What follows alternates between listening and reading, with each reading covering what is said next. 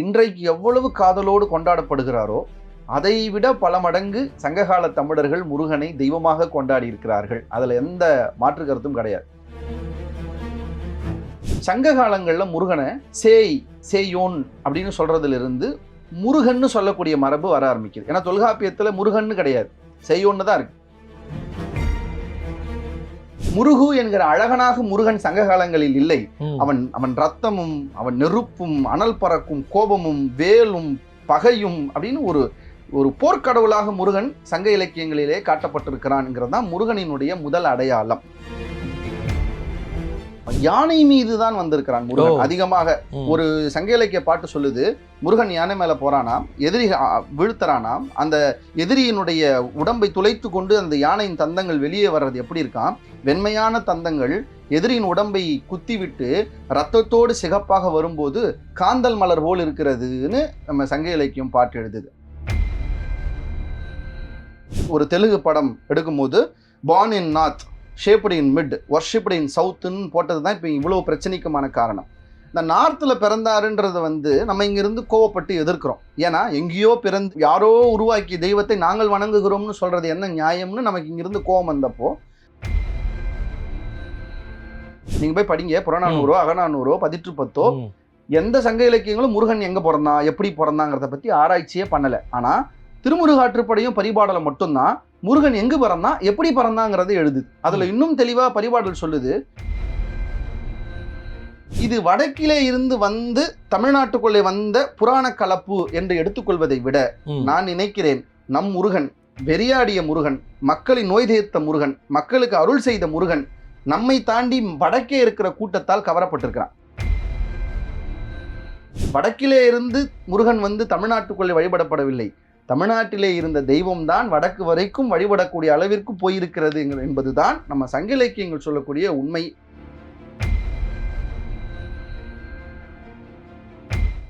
வணக்கம், இது வாவு தமிழா.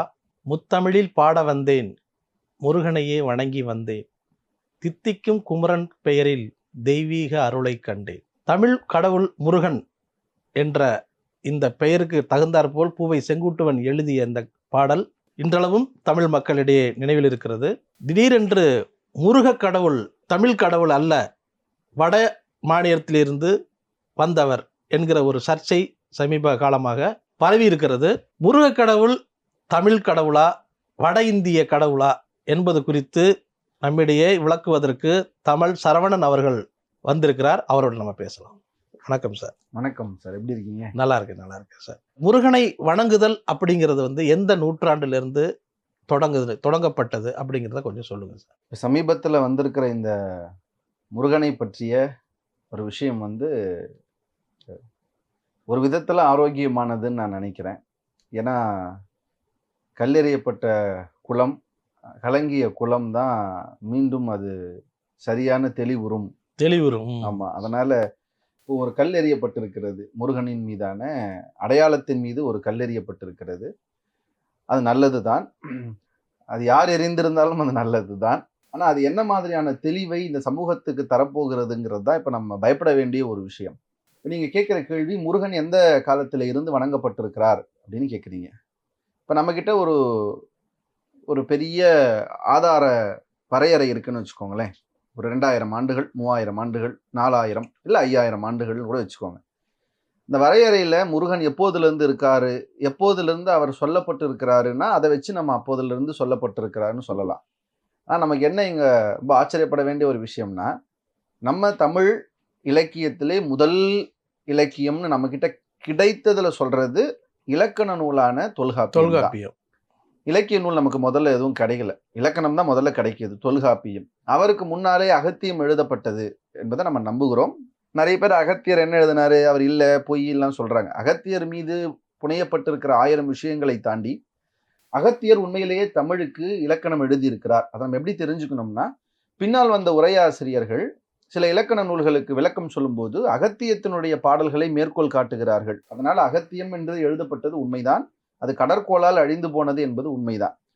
ஆனால் நமக்கு கிடைச்சது தொல்காப்பியம். இந்த தொல்காப்பியம் மற்ற இலக்கண நூல்ல இருந்து கொஞ்சம் வித்தியாசமானது. ஏன்னா பொதுவாக ஒரு இலக்கண நூல் என்ன செய்யும்னா அந்த மொழிக்கு இலக்கணம் சொல்லும். ஒரு எழுத்துக்கு அது சொல்லுக்கு அந்த சொல் எப்படி சேரும், ஒரு சொல் இன்னொரு சொல்லோடு எப்படி சேரணும், இப்படி ஒரு மொழிக்கு இலக்கணம் சொல்லக்கூடிய அந்த தன்மையில இருந்து மாறி நம்முடைய தொல்காப்பியம் என்ன செய்து பாருங்க, எழுத்து சொல்லோடு சேர்த்து பொருள் இலக்கணம்னு ஒன்று சொல்லுது. இங்க பொருள் இலக்கணம்னா மீனிங்னு நம்ம எடுத்துக்கூடாது. இது என்ன சொல்ல வருதுன்னா, இந்த மொழியை பேசக்கூடிய மக்களுடைய வாழ்க்கைக்கு ஒரு இலக்கணம் சொல்லுது. இது மற்ற இலக்கண நூல்கள் இல்லாத ஒரு ஒரு நுட்பம்னு சொல்லலாம். அப்போ அதுல முக்கியமா ஒரு விஷயத்துக்கு சொல்ல வருது. 3 பொருள்கள சொல்ல வருது. முதற் பொருள், கரிப்பொருள், உரிப்பொருள் அப்படின்னு ஒரு 3 பொருள் இருக்குது. கருப்பொருள், உரிப்பொருள் 3 பொருள் இருக்கிறது. இந்த முதற் பொருள், கருப்பொருள், உரிப்பொருள்ல முதற் பொருளாக தொல்காப்பியம் சொல்ல வரும்போது நிலமும் பொழுதும்னு சொல்லுது. அதாவது நம்மளுடைய கட்டமைப்பே பாருங்க எவ்வளவு அறிவார்ந்ததுன்னா, ஒரு சமூகத்தை முதல்ல பிரிக்கும்போது நிலமும் பொழுதுமாக அந்த சமூகத்தை பிரிக்கிறாங்க. அப்போ அந்த நிலமாக பிரிக்கிற போது நேரா நிலத்தை சொல்லல தொல்காப்பியர். 4 நிலங்களை அடையாளப்படுத்துறாரு. அதுல நமக்கு 5 வகை நிலங்கள் இருந்தாலும் தொல்காப்பியர் நமக்கு முதல்ல சொல்றது 4 நிலங்களை வரிசைப்படுத்துறாரு. அந்த 4 நிலங்களை நேரா சொல்லாம அந்த நிலங்களுக்கு உரிய ஒரு 4 பேரோட சேர்த்து நமக்கு சொல்றத பார்க்க முடியுது. மாயோன் மேய காடுரை உலகமும், சேயோன் மேய மைவரை உலகமும், வாரணன் மேய பெரும்புணல் உலகமும், வேந்தன் மேய தீம்புணல் உலகமும்னு 4 உலகங்களை தொல்காப்பியர், உலகம்னா நிலங்களை தொல்காப்பியர் அடையாளப்படுத்துறார். இதுல சேயோன் மேய மைவரை உலகம் அப்படிங்கிறது, வரைனா மலைன்னு அர்த்தம். இப்போ வரையாடுன்னு சொல்றோம் அப்படின்னா மலை மேலே ஏற ஆடுன்னு அர்த்தம். இந்த வரை அப்படின்னா மலை. அப்ப அந்த மலைக்குரிய குறிஞ்சி என்கிற நிலத்துக்கு அதை மேய என்கிற சொல்லுக்கு நிறைய பொருள் சொல்லலாம். அதை தலைவனாக இருந்து காப்பவன், ஆட்சி செய்பவன், இல்லை அருள் செய்கிற இறைவன், இப்படி நீங்க என்ன பொருள் வேணாலும் சொல்லலாம். அப்படி இருப்பது யார் என்றால் நீங்க கேட்ட முருகப்பெருமான் சேயோன் தான் இருக்கிறார். ஒவ்வொரு நிலத்துக்கும் இப்படி ஒரு தெய்வத்தை தொல்காப்பியர் முன்வைக்கிறார். மாயோன் முல்லை நிலத்துக்கும், திருமாலை முல்லை நிலத்துக்கும், வேந்தனை மருத நிலத்துக்கும். இந்த வேந்தன்னா பின்னாடி இந்திரன்னு சொல்றாங்க. இல்ல அது இந்திரன் அல்ல, ஆளுகின்ற வேந்தன்னே சில பேர் சொல்றாங்க. வாரணன்னு கடலுக்கு சொல்றாங்க. இங்க பாலை கிடையாது. ஏன்னா பாலைன்னு ஒரு தனி நிலம் தமிழ்நாட்டுல கிடையாது. இப்ப நீங்க சகாரா மாதிரியோ இல்ல நம்மளுடைய தார் பாலைவனம் மாதிரியோ பாலைவனமேன்னு ஒண்ணு தமிழ்நாட்டுல கிடையாது. அப்ப எதை பாலைன்னு சொன்னாங்கன்னா, குறிஞ்சியும் முல்லையும் தன்னிலை திரிதல்னு சொன்னாங்க. அதாவது ஒரு குறிஞ்சி நிலமோ இல்ல காட்டு பகுதியோ ரொம்ப வெயிலாகி வாழ முடியாத அளவுக்கு ரொம்ப வெப்பமாயிடுச்சுன்னா அந்த குறிப்பிட்ட நேரத்துல ஒரு வெப்ப காலங்கள்ல இந்த குறிஞ்சியும் முல்லையும் ஒரு பாலை போல் இருக்கும். அதுதான் நம்ம பொருள் புரிஞ்சுக்கணும்.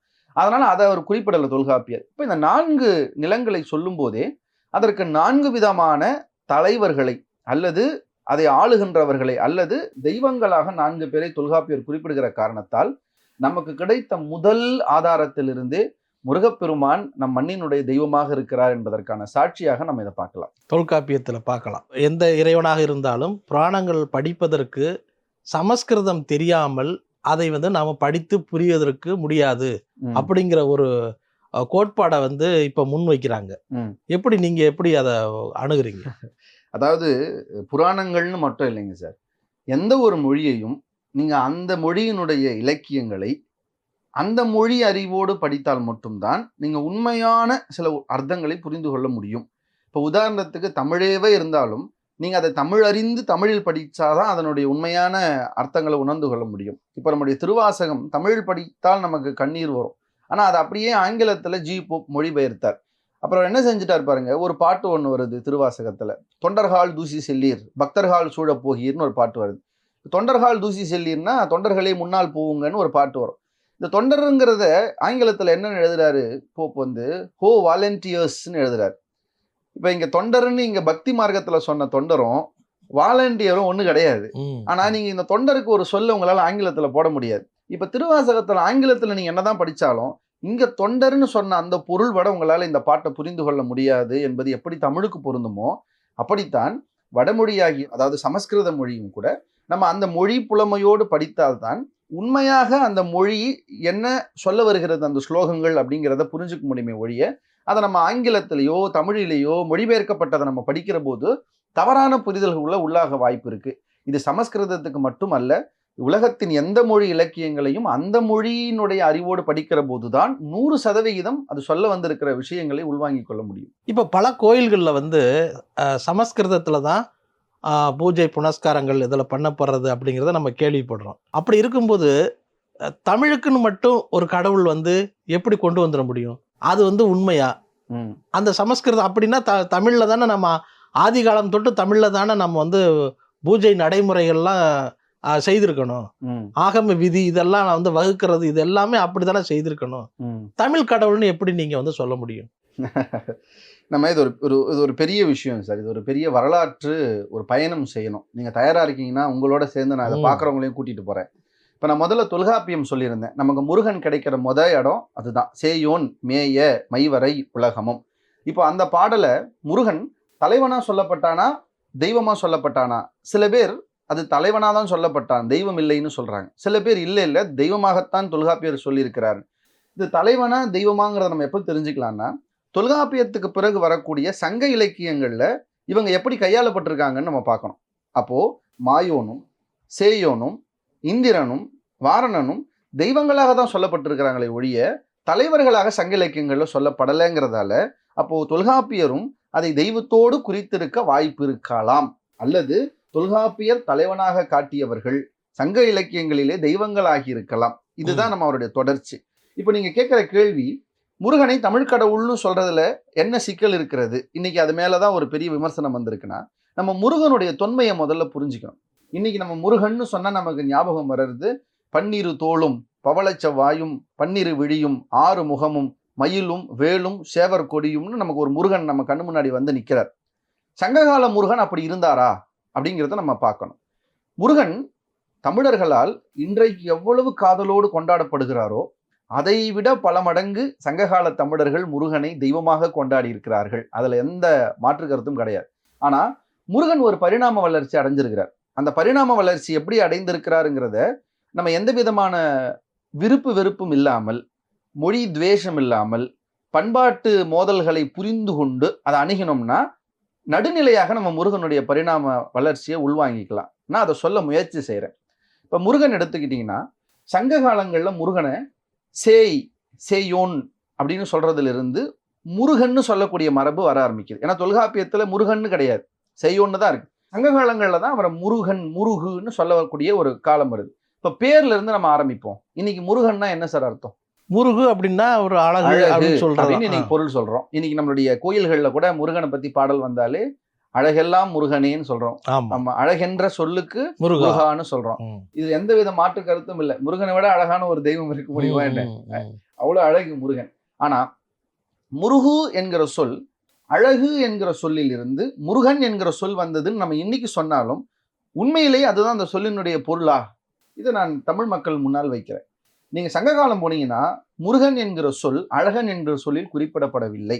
இப்ப நீங்க என்ன கேட்கலாம், ஏன் அப்ப முருகுங்கிற அழகுல இருந்து அது வரலையா நீங்க என்ன கேட்கலாம். இப்ப நான் இலக்கியவாதி என்பதால எனக்கு சான்று இலக்கியங்கள் தான்.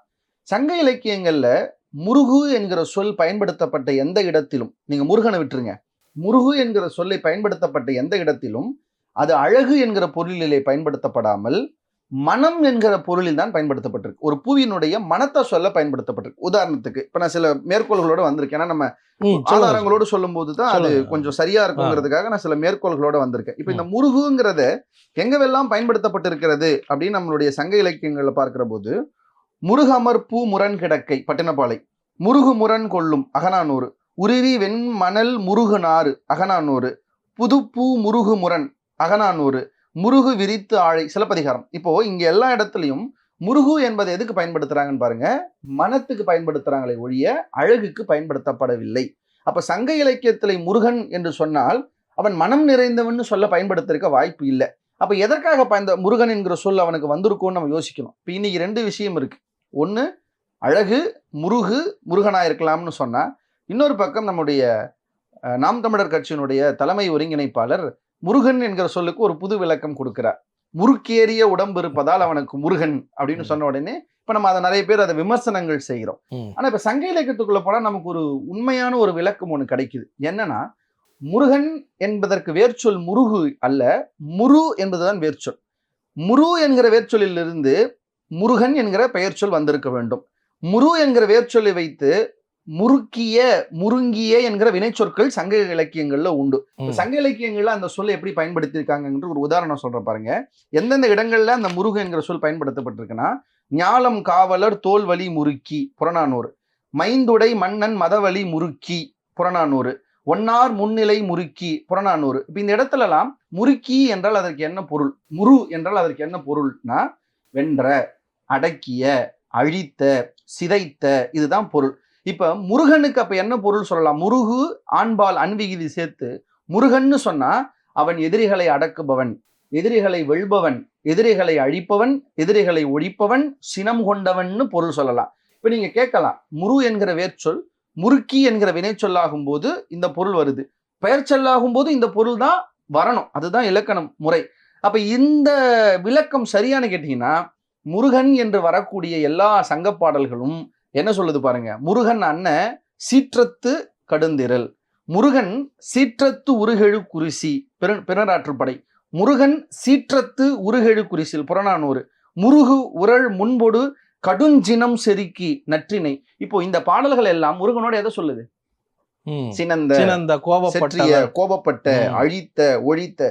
அப்போ நீங்க சங்க இலக்கியமே எடுத்துக்கிட்டீங்கன்னா, ஒரு மன்னன் கோபமா போர் செய்ய போறான்னா முருகன் மாதிரி போறாங்கிறாங்க, முருகன் மாதிரி போறான் பாங்கிறாங்க. அப்போ முருகன் என்கிற சொல் முரு என்கிற வேர்ச்சொல்லில இருந்து வந்திருக்கிறது. சங்க இலக்கியத்தின்படி அதனுடைய வரையறையின்படி அப்படிதான் வந்திருக்கிறது. முருகு என்கிற அழகன் முருகனாக கூடாதா என்று கேட்டால், சங்க காலங்களிலே முருகு என்பது மனத்துக்குத்தான் இருந்திருக்கிறதை ஒழிய அது அழகுக்கு இல்லை. இப்ப எப்படி அது அழகுக்கு மாறுச்சுன்னா, தமிழிலே பல சொற்கள் ஒவ்வொரு காலத்திலும் அதனுடைய பொருள் தன்மை மாறுவது என்பது மரபு. ஏன்னா அப்ப இருக்க மாதிரி எல்லா காலங்களிலும் வராது. இப்ப நீங்க தொல்காப்பியத்திலே காஞ்சி திணையில காஞ்சிக்கு ஒரு பொருள், பின்னாடி வந்த நன்னூல்ல காஞ்சி திணையில காஞ்சிக்கு வேற பொருள். அப்போ இலக்கியங்கள்ல நம்ம மரபுல மொழியில ஒரு சொல் அதனுடைய தன்மையை மாறிக்கிட்டே போகும். தமிழ்ல வெள்ளம்னு இன்னைக்கு சொன்னா நீங்க என்ன சொல்வீங்க? வெள்ளம் வருதுன்னா என்ன சொல்வீங்க? பெரிய தண்ணி ஆபத்து. ஆனா தமிழ்ல வெள்ளம்ங்கிறது அப்படி பயன்படுத்தப்படல. வெள்ளம்னாலே தண்ணீர் தான் பயன்படுத்த. இப்ப மலையாளிகள் அது வெள்ளம்னா தண்ணீர் பயன்படுத்த. இப்ப நம்ம போயிட்டு அதை நம்ம சொல்லுன்னு சொன்னா கிடையாது. உங்க தமிழ்ல வெள்ளம்னா பெருக்கெடுத்து ஓடுறதுதான், எங்களுக்கு தான் வெள்ளம்னா தண்ணினா. திருவள்ளுவர் எழுதுறாரு, என்ன எழுதுறாரு? குளத்திலே நீர் எவ்வளவு இருக்கிறதோ அதுவரை தண்ணீர் இருக்கும். வெள்ளத்து அணையது மலர் நீட்டம் மாந்தரத்தம் உள்ளத்தணையது. இங்க வெள்ளத்து அணையனா வெள்ளம்னா என்னங்க? தண்ணி தான். ஆனா இன்னைக்கு பெருக்கெடுத்து வரக்கூடிய பேராறு. அப்போ ஒரு மொழி ஒவ்வொரு சூழல்ல அதனுடைய பொருள் தன்மை மாறும். தமிழுங்கிறதே ஒரு காலத்துல மொழியினுடைய பேர் இல்லை, பாட்டுக்கு சொல்லியிருந்தாங்க. மூலன் உரை செய்த 3000 தமிழ் அப்படின்னா 3000 பாட்டுன்னு அர்த்தம். இன்னைக்கு அது மொழிக்கான பெயராக நம்ம அடையாளப்படுத்துறோம். அப்படித்தான் முருகு என்கிற சொல் மனத்துக்குரியது. மனம் தரும் மலரின் அழகுக்கு அந்த முருகு பின்னால் மாறுகிறதை ஒழிய முருகு என்கிற அழகனாக முருகன் சங்க காலங்களில் இல்லை. அவன் ரத்தமும், அவன் நெருப்பும், அனல் பறக்கும் கோபமும், வேலும், பகையும் அப்படின்னு ஒரு போர்க்கடவுளாக முருகன் சங்க இலக்கியங்களிலே காட்டப்பட்டிருக்கிறான்ங்கிறது தான் முருகனினுடைய முதல் அடையாளம். இதை முதல்ல புரிஞ்சுக்கணும். அவன் என்ன உடை அணிந்தான்னு சங்க இலக்கியம் சொல்லுது. குன்றிமணி அப்படின்னு ஒண்ணு இருக்கு, உங்களுக்கு தெரியும்.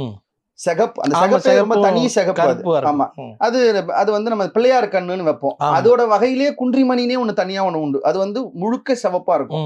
முருகன் எப்படி உடை அணிந்திருந்தானா குன்றிமணியின் நிறத்தில் உடை அணிந்திருந்தான்னு நம்ம பார்க்க முடியுது. அவனுக்கு பூ சிகப்பாக இருக்கிற காந்தல் பூவை இல்ல சிவப்பாக இருக்கிற வெச்சி பூவை. நீங்க ஒரு ஆய்வாளர் குறிக்கிறது மன்னிக்கணும், நீங்க ஆய்வாளரை நீங்க வந்து குன்றிமணி சிகப்பா இருக்கும், சிகப்பு உடைய அணிந்தாருன்னு சொல்லிட்டீங்கன்னா, வேறு சிலர் அவங்களுக்கு பிடித்த உடைய அணியறதுக்கு இது ஒரு பெரிய வாய்ப்பா போயிருமே. இல்ல புரியல நீங்க கேக்குறது. ஒரு காவி உடைய அணியறதுக்கு வாய்ப்பா போயிருமே. இல்ல, காவி வேறு சிகப்பு வேறு, நீங்க அதை புரிஞ்சுக்கணும். இல்ல, அததான் சொல்ல வர்றேன். அது அவங்களுக்கு தெரியாம அதை பயன்படுத்தலாம். அது ஏன்னா சிகப்பு வேறு, திருவள்ளுவர் ஒரு பக்கம் போய் நம்ம அந்த பாலிடிக்ஸ்குள்ள இப்ப போக வேண்டாம். நான் முருகனுக்குள்ள வந்துடுறேன். காவி வேறு சிகப்பு வேறு. முருகன் குன்றிமணி நிறத்தில் உடையை அணிந்திருந்தான்னு நம்ம பார்க்க முடியுது. நீங்க அப்கோர்ஸ் சங்க இலக்கியங்கள்ல நீங்க காவின்னு சொன்னீங்கன்னா, சங்க இலக்கியத்தில் காவி என்பது நம் மதத்துக்கான கலரா இல்ல. அப்ப காவி உடை பௌத்தத்துக்கான துறவு உடையா தான் இருந்தது சங்க காலத்துல. அதனால நீங்க அதை இப்ப எடுத்துக்க முடியாதுன்னு வச்சுக்கோங்க. பின்னாடிதான் நம்ம துறவுக்கு காவி வந்ததுன்னு வச்சுக்கோங்க. இப்ப அவர் சிகப்பு நிற ஆடையை முருகன் அணிந்திருக்கிறான்னு பாக்குறோம். யானை மீதுதான் வந்திருக்கிறான் முருகன் அதிகமாக. ஒரு சங்க இலக்கிய பாட்டு சொல்லுது, முருகன் யானை மேல போறானாம், எதிரி வீழ்த்தறானாம், அந்த எதிரியினுடைய உடம்பை துளைத்து கொண்டு அந்த யானையின் தந்தங்கள் வெளியே வர்றது எப்படி இருக்கான், வெண்மையான தந்தங்கள் எதிரியின் உடம்பை குத்தி விட்டு ரத்தத்தோடு சிகப்பாக வரும்போது காந்தல் மலர் போல் இருக்கிறதுன்னு நம்ம சங்க இலக்கியம் பாட்டு எழுதுது. ஆக நீங்க முருகன் எடுத்தாலே சிவப்பு உடை, திருமுருகாற்றுப்படையில வந்து செந்நூல் கட்டியிருந்தாங்க இது கையில. செந்நூல், சிவந்த உடை, சிவந்த முகம், சிவந்த நிறம், சிவந்த ரத்தத்தின் போர்க்களத்துக்குள்ளே போகிற சிவந்த தந்தம் கொண்ட யானை, சிவந்த காந்தல் மலர், சிவந்த வெற்றிப்பூ, மல்லிகைப்பூ கூட எப்படி போட்டிருக்காங்க பாருங்க சங்க இலக்கியங்கள்ல. ஆட்டு ரத்தத்துல மல்லிகைப்பூவை போட்டு கலக்கி சிவந்த மல்லிகைப்பூ முருகனுக்கு போட்டிருக்காங்கன்னும் போது இந்த சிகப்பினுடைய அடையாளம் என்னன்னா முருகன் ரௌத்ரமான ஒரு கடவுள், ஒரு போர்க்கடவுள் என்பதுதான் சங்க இலக்கியங்களிலே நாம் பார்க்கிற முருகனினுடைய அடையாளமாக இருக்கிறது. அப்ப அவனை வழிபடலையா? நம் மக்கள் சின்ன சின்ன தேவைக்கு கூட அவங்ககிட்ட தான் போய் நின்று இருக்காங்க. அததான் இப்ப சொல்ல வரேன். அவன் ஒரு போர்க்கடவுள், அப்ப அவன் போர்க்கடவுளா? அப்ப நம்ம யாரும் அனுப்பிடலையா அப்படின்னா, இல்ல அவனுடைய இயல்பு அப்படி சொல்லலாம். இப்ப நீங்க நம்ம சிவபெருமான மனசால ஏத்து சிவபெருமானே கதின்னு இருக்கும். ஆனா சிவபெருமானே எப்படிப்பட்டவரு? ஆள் கோபமான ஆள் தான், ஆனா அவர் மாதிரி அன்பு செய்ய ஆள் கிடையாது. அந்த மாதிரி தான் முருகன் ஒரு பெரிய போர்க்கடவுளாக இருந்தான். ஆனா மக்கள் எல்லாம் எந்த வேணாலும் அவங்ககிட்ட தான் போனாங்கன்னு நம்ம பாக்குறோம். இப்ப முக்கியமான ஒரு செய்திக்கு வர, முருகன் எப்படி வழிபடப்பட்டிருக்கிறான் அப்படின்றதுக்காக சொல்ல வரேன். ஏன்னா நீங்க இப்ப இருக்க வழிபாடோட கேட்டீங்க. முருகன் பொதுவா எப்படி சங்க இலக்கியங்கள் அணுகுது அப்படின்னா, முருகன் அணங்கினான்னு ஒரு சொல் சங்க இலக்கியத்துல வருது. அப்படின்னா என்னன்னா, முருகனால அச்சம் வந்துருமா? இப்போ நம்ம முருகன், இப்ப நம்ம உதாரணத்துக்கு சும்மா சொல்றேன், இது நீங்க அப்படி பொருள்படுத்தி கூடாது. முனி வழிபடக்கூடிய தெய்வம். ஆனா சில பேர் சொல்லுவாங்க முனி அடிச்சிருச்சு சொல்லுவாங்க. அந்த மாதிரி முருகன் அணங்கினான். நீங்க இது நேரா அதுக்குன்னு பொருள்படுத்திக்காதீங்க, புரியறதுக்காக சொல்ல வரேன். இதே மாதிரி சங்க இலக்கியங்கள்ல சூர் தெய்வம்னு ஒரு தெய்வம் இருந்துச்சு. சூர் மகளிர் ஒரு தெய்வம் இருந்துச்சு. அவங்களும் என்ன செய்வாங்கன்னா, அந்த சுனைகள் எல்லாம் வாழ்வாங்க. நீங்க தெரியாம தனியா போனீங்கன்னா அந்த தெய்வம் உங்க மேல ஏறிடும். ஏறிடுச்சுன்னா உங்களுக்கு உடம்பு சரியில்லாம போயிடும், உடம்பு மெலிஞ்சிருவீங்க, ஒரு மாதிரி ஆயிடுவீங்க. சங்க காலத்துல தலைவி தலைவனை பிரிஞ்சு, தலைவன் தலைவியை பிரிஞ்சு, காதல சாப்பிடாம கொள்ளாம இருந்து, பசலை பூத்து உடம்பு ஒரு மாதிரி போயிடுச்சுன்னா, அந்த வீட்டுல இருக்கிற பெரியவங்க எல்லாம் ஏதோ பொண்ணுக்கு ஏதோ உடம்பு சரியில்லை, என்ன ஆச்சுன்னு தெரியல, முருகன் ஏறிட்டானான்னு தெரியல, முருகன் ஏதாவது ஏறிட்டானான்னு தெரியலன்னுட்டுன்னு 2 விதமான வழிபாடுகள் செய்திருக்கு. குறி கேட்கிற மரபு நம்ம கிட்ட இருந்தது. ஒண்ணுக்கு பேர் கட்டுக்குறி கேட்பது, இன்னொன்னு கிழங்கு குறி கேட்பது. இதெல்லாம் நானே சொல்றதா இருக்கக்கூடாதுங்கிறதுக்காக நான் அதுவும் ஆதாரத்தோட சொல்றேன். இத சங்க இலக்கியங்கள் வரைக்கும் நீங்க போக வேண்டாம். நீங்க தொல்காப்பியம் எடுத்துக்கிட்டீங்கன்னா, தொல்காப்பியமே சொல்லுது, கட்டினும் கழங்கினும் வெறியன இருவரும் ஒட்டிய திறத்தாய் செய்தி கண்ணும்னு தொல்காப்பியமே சொல்லுது. அந்த காலத்திலே இருந்திருக்கான் குறி கேட்கிற மரபு. என்ன செய்வாங்களா, உடம்பு சரியில்லைன்னா 2 விதமா குறி கேட்பாங்க. கட்டுக்குறி கேட்கறதுன்னா, குரத்தி, அந்த ஊர்ல இருக்கிற ஒரு குரத்தியவோ இல்ல புலைத்தியும் பார்த்துருக்காங்க. கூப்பிட்டு இந்த உடம்பு சரியில்லாத பொண்ணை நிக்க வச்சுட்டு அவன் முன்னாடி ஒரு பெரிய முறம் கொடுத்து அந்த முறத்துல நெல்லை கொட்டிடுவாங்களாம். அந்த நெல்லை அந்த குரத்தி கடவுளோட பேரை முருகனுடைய பேரை சொல்லிக்கிட்டே அந்த நெல்லை எண்ணிட்டே வருவாளாம். அவன் மேல அப்படியே சாமி வேலன் இறங்கிடுவான். இறங்கி குறி சொல்லுவா, உனக்கு என்ன ஆச்சு ஏதாச்சு என்ன பண்ணணும்னு சொல்லி. இப்ப அவன் மேல ஏறி இருக்கிற அந்த அணங்க தவிர்க்கணும். இதுக்கு தெய்வ சாந்தி அப்படின்னு சொல்றாங்க. தெய்வத்தை சாந்திப்படுத்தணும்னு ஒரு என்ன சொல்றது, ஒரு களம் மாதிரி அமைக்கிறாங்க முருகனுக்கு. அந்த களம் அமைச்சு அவருக்கு பலியிடுறாங்க. இளம் ஆடை பலியிட்டு அந்த ரத்தத்துல செந்நெல்லையும் பொரியையும் கலந்து அந்த பலிபீடத்துல இறைச்சாங்கன்னா அந்த தெய்வத்தை சாந்திப்படுத்துறது அப்படின்னு பாக்குறோம். அப்போ முருகனுக்கு ஆட்டு ரத்தத்திலே செந்நெல்லை கலந்து அவனுக்கு சாந்தப்படுத்தக்கூடிய வழிபாடுகள் செய்யப்பட்டிருக்கிறதுங்கிறதா உண்மை. அது நமக்கு சங்க இலக்கியத்தில் இருக்கிற செய்தி. அதே மாதிரி கிழங்கு பார்க்கறதுன்னு ஒரு குறி இருக்குது. அதுக்கு என்ன செய்வாங்கன்னா, நேரா ஒரு கோயிலுக்கே போயிடுவாங்க, முருகன் கோயிலுக்கே போயிடுவாங்க. முருகனை வழிபடக்கூடியவர், பூஜை செய்யக்கூடிய அந்த பூசாரிகளுக்கு வேலன்னு பேர் சங்க இலக்கியங்கள்ல. அதாவது முருகனுக்கு வேலன்னு பேர் இல்ல, முருகனை வழிபடக்கூடிய அந்த பூசாரிகளுக்கு வேலன்னு பேர். அவங்க என்ன செய்வாங்க, கிழங்கு பார்த்தல்னு ஒண்ணு செய்வாங்களாம். இந்த ஒரு கிழங்கு காய் ஒண்ணு சின்ன சின்னதா வச்சு அதை உருட்டி அதை வச்சு குறி சொல்லுவாங்களாம். அதை சொல்லும் போது அவங்களுக்கு என்ன வந்துடும்னா, அருள் வந்துடும். அதுக்கு பேரு தமிழ்ல வெறியாடுதல்னு பேர். வேலன் வெறியாடல் அப்படின்னு நீங்க போட்டீங்கன்னால அதை பத்தி பெரிய விளக்கம் வரும். இன்னைக்கு நம்மளுடைய கிராமங்கள்ல ரொம்ப சின்ன சின்ன கிராம தெய்வங்கள் எல்லாம் பம்பை அடித்தால் அந்த குலத்துல ஒருத்தர் மேல அந்த குலத்தை தழைப்பதற்கு குறி சொல்லுகிற அந்த மரபு இருக்கிறது என்றால், நம்முடைய முருகன் அதுபோல் நம்மில் ஒருவர் மேல் நமக்கு குறி சொல்லி இருக்கிறான். நம்ம முருகன் நம்ம குடும்பத்துல ஒருத்தர் மேல அந்த வீட்டுல இருக்கிற பெரிய வயதான பெண் மேல் முருகன் இறங்கி வர வழக்கம் உண்டு. குரத்தி மேல் வருவான், வேலன் மேல் வருவான், அவனை சாந்திப்படுத்துறதுக்காக குறி சொல்லுவான். அவன் என்னன்னு சொல்லுவான், என்ன பிரச்சனைன்னு சொல்லுவான், சரி பண்ணுவான். நீங்க இன்னைக்கும் எங்க கிராமங்கள்ல எல்லாம் ஒரு குழந்தைக்கு உடம்பு சரியில்லை பயந்துருச்சு அப்படின்னா ஹாஸ்பிட்டல் போறாங்களே இல்லையோ, நேரா போய் சுத்தி போடும்பாங்க. மந்திரிச்சிக்கன்னு சொல்லுவாங்க எங்க ஊர்ல இந்த சொல், மந்திரிச்சிக்க அப்படின்னா அந்த என்ன பண்ண, நேரா அந்த ஊர் கோயிலுக்கு போவாங்க. அந்த கோயில்ல இருக்க ஒரு பூசாரி ஒரு வேப்பல் எடுத்து அந்த குழந்தைய நிக்க வச்சு மந்திரிப்பார். இந்த முறை இன்று நேற்று நடந்த முறை அல்ல. 2000 ஆண்டு காலம் முன்னால் நம் சங்க இலக்கிய காலங்களில் முருகன் அதுபோல் நமக்கு அருள் செய்திருக்கிறான். அப்ப பாருங்க, ஒரு சின்ன உடம்பு பிரச்சனைக்கு கூட நம்ம போய் நின்ன இடம் முருகன் கிட்ட தான் போய் நின்று இருக்கோங்கிறத பாக்குறோம். இதுல அங்கேயும் என்ன செய்யறாங்க பாருங்க, பிறப்புன்னு ஒண்ணு சொல்லுவாங்க, களமிடுதல் பிறப்பிடுதல்னு. ஒரு மூங்கிலையோ மணல்லையோ ஒரு சதுரமா செஞ்சு, இப்ப நம்ம மலையாள தேசத்துல எந்திரங்கள்னு சொல்றாங்க, தகடுகள்ல எழுதுறாங்க பாருங்க, முக்கோணம் வட்டம், அந்த மாதிரி ஒரு பிறப்புன்னு சொல்லுவாங்க தமிழ்ல. அதை செஞ்சு அதுல அதே மாதிரி ரத்தத்தாலான நெல்லையோ திணை மாவையோ கலந்து முருகனுக்கு அதை அந்த களத்துல போட்டாங்கன்னா முருகன் அதை ஏத்துக்கிட்டு இவங்களுக்கு இருக்கிற பிரச்சனை எல்லாம் சரி பண்ணி கொடுத்துட்டு முருகன் போயிடுவான் என்று முருகனை நமக்கு ஒரு சின்ன உடம்பு சரியில்லைன்னா கூட அதை சரி செய்யக்கூடிய ஒரு மருத்துவராக அணுகியிருக்காங்க. ஒரு சின்ன சின்ன பிரச்சனைக்கு கூட அவரை போய் கேட்கிற அளவுக்கு நம்மோடு ரொம்ப சாதாரணமா உடம்பு மேல இறங்கி வந்து குறி சொல்லக்கூடிய ரொம்ப நெருக்கமான தெய்வமாகத்தான் முருகன் இருந்திருக்கார். இப்போ நீங்க கேட்கிற ஒரு முக்கியமான இடத்துக்கு வரணும். இப்போ முருகன் இன்னைக்கு நம்ம இந்த 6 முகம் 12 கரங்கள்னு சொல்றோமே, இந்த இலக்கியங்கள் எல்லாம் எப்படி இருக்கிறாரு அப்படின்னு கேட்டீங்கன்னா, இப்போ இன்னைக்கு நிறைய பேர் நம்முடைய மதிப்பிற்குரிய ரங்கராஜ் பாண்டே அவர்கள் கூட சமீபத்துல இந்த முருகனை பத்தி சில விஷயங்கள் பேசும்போது 2 செய்யுள்கள் முன் வச்சார். ஒன்னு திருமுருகாற்றுப்படையிலிருந்து ஒரு செய்தி முன் வச்சார், இன்னொன்னு பரிபாடல இருந்து ஒரு செய்தி முன் வச்சார்.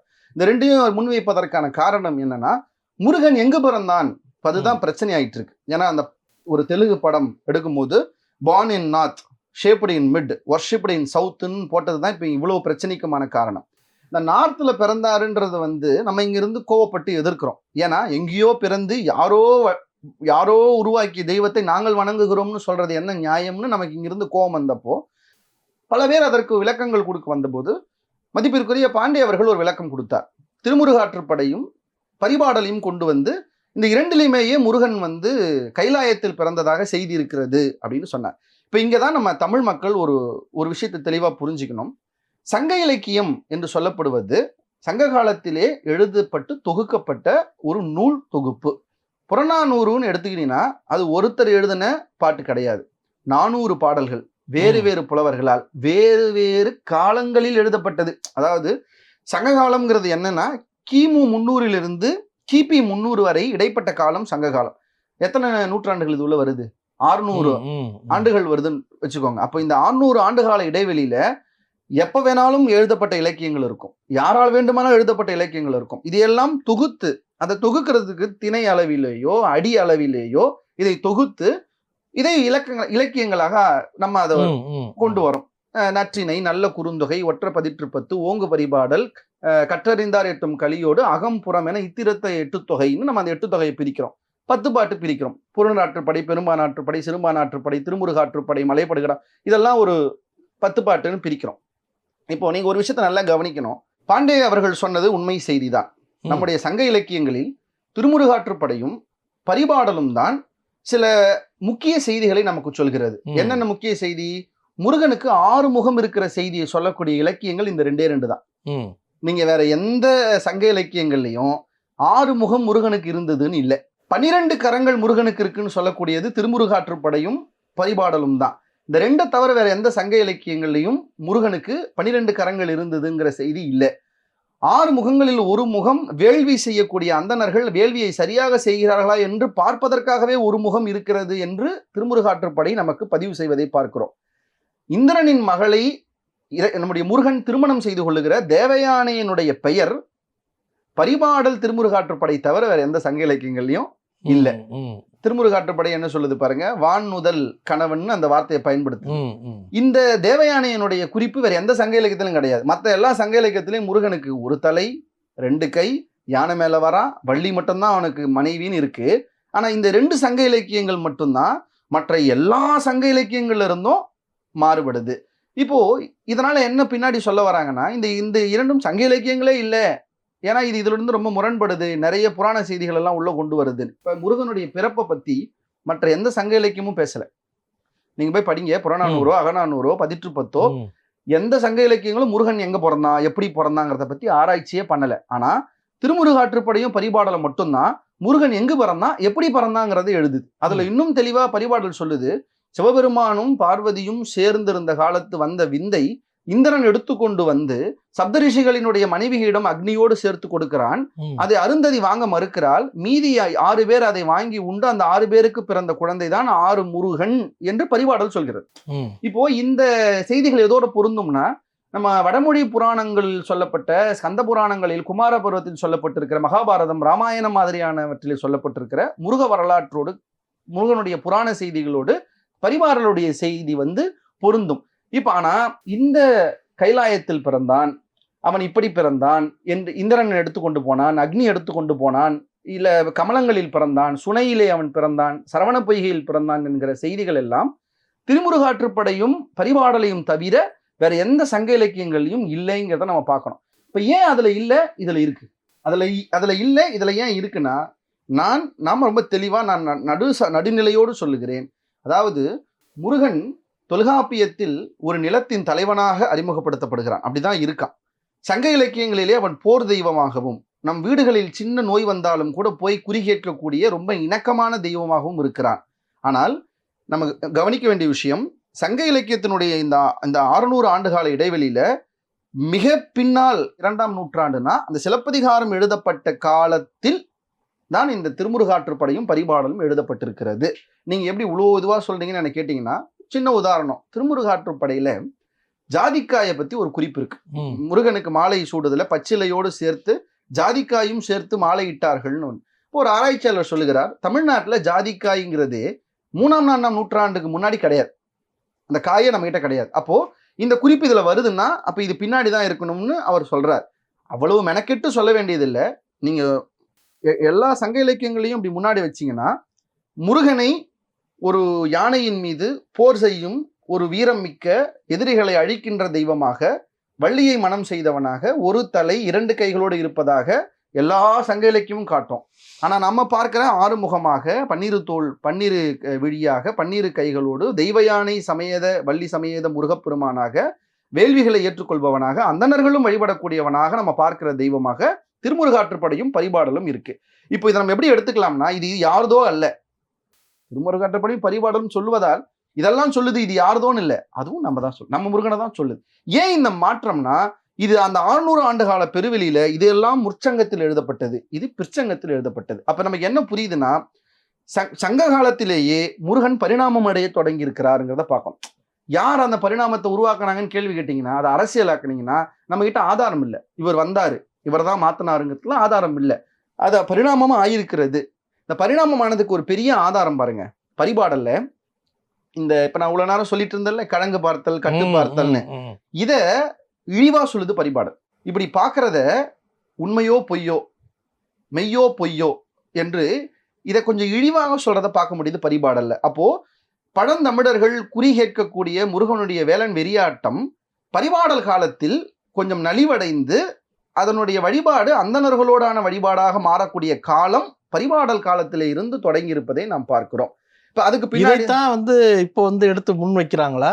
ஆமா, இப்ப முன்வைக்கிற ஆதாரங்கள்லாம் பரிபாடலையும் திருமுருகாற்றுப்படையும் தான் வைக்கிறாங்களே ஒழிய மற்ற எந்த சங்க இலக்கியங்களையும் இவங்க சொல்ற எந்த சாட்சியும் அந்த முருகனுக்கு கிடையாது. நம்மளுடைய திரைப்படமாக இப்பொழுது தமிழ் திரையுலகத்திலே அறிமுகப்படுத்தக்கூடிய தமிழ் முருகன் படம் எதை வச்சு எடுக்கிறாங்கன்னா, திருமுருகாற்றையும் பரிபாடலையும் காட்டாம மற்ற இலக்கியங்களை மட்டும் வைத்து யானை மீது ஒரு தலை 2 கையோடு சாதாரண ஒரு அரசன் போல காட்டுகிறோம் இவங்க காட்டுறாங்க. என்ன கேட்டீங்கன்னா, நம் தமிழ் இலக்கியம் அந்த முருகனையும் ஏற்றுக்கொண்டு பாடியதுதான், இந்த முருகனையும் பின்னாளில ஏற்றுக்கொண்டு பாடியது. முருகன் பேதங்கள் வேண்டாம்னு சொல்றோம். ஏன்னா அதுக்கு இலக்கியமே சாட்சி. இப்ப நம்ம இன்னொன்னு புரிஞ்சுக்கணும், இது வடக்கிலே இருந்து வந்து தமிழ்நாட்டுக்குள்ளே வந்த புராண கலப்பு என்று எடுத்துக்கொள்வதை விட நான் நினைக்கிறேன், நம் முருகன், வெறியாடிய முருகன், மக்களின் நோய் தீர்த்த முருகன், மக்களுக்கு அருள் செய்த முருகன் நம்மை தாண்டி வடக்கே இருக்கிற கூட்டத்தால் கவரப்பட்டிருக்கிறான். அவன் பாக்குறாங்க, முருகன் பெரிய தெய்வம், என்ன பண்ணாலும் செய்தான், என்ன பண்ணாலும் கொடுக்குதான்னு நம்ம தெய்வத்தை அவர்கள் வணங்க தொடங்கி இருக்கிறார்கள். அவர்கள் மொழியிலே நாம் தெய்வத்துக்கான புராணங்களை நாம் சொன்ன இலக்கியங்களிலே இருந்து எடுத்து எழுதியிருக்கிறார்கள். அப்போ நீங்க இப்ப இப்படி பார்க்கணும், நம் வடக்கிலே இருந்து முருகன் வந்து தமிழ்நாட்டுக்குள்ளே வழிபடப்படவில்லை, தமிழ்நாட்டிலே இருந்த தெய்வம் தான் வடக்கு வரைக்கும் வழிபடக்கூடிய அளவிற்கு போயிருக்கிறது என்பதுதான் நம்ம சங்க இலக்கியங்கள் சொல்லக்கூடிய உண்மை அப்படிங்கிறத நம்ம புரிஞ்சுக்கணும். வரலாற்று ஆய்வு நீங்க பண்ணிட்டு எல்லாமே இலக்கிய சான்றோடு அந்த நூல்கள் இன்ன வரைக்கும் இருக்கு அப்படிங்கிறத நீங்க சொன்னீங்க. முருகப்பெருமான் இப்படி இருந்தார் என்கிறதுக்கெல்லாம் சொல்லிட்டீங்க, சாட்சியம் சொல்லிட்டீங்க. ஆனால் என்னன்னா, இதுக்கு வடக்குல இருந்த ராம வழிபாடு, அந்த ராம வழிபாடு மறைந்து அது முருகன் இருந்து பிறகு ராம வழிபாடு அதீதமாக பரவியதால் முருகன் ஒருவேளை இங்க வந்துட்டாரு அப்படிங்கிற ஒரு பேச்சு இருக்கு. அது உண்மையா? இருக்கலாம். இப்ப நம்ம தமிழ்நாட்டிலே ராமனை பற்றிய குறிப்புகள் உண்டு. ராமர் புலால் உண்றது அப்படிங்கிறது ஒரு கருத்து ஒன்று இருக்கு. அதே மாதிரி முருகரும் வேட்டையாடி அது புலால் உண்றது அப்படிங்கிறது ஒரு கருத்து இருக்கு. இதை நீங்க எப்படி பாக்குறீங்க?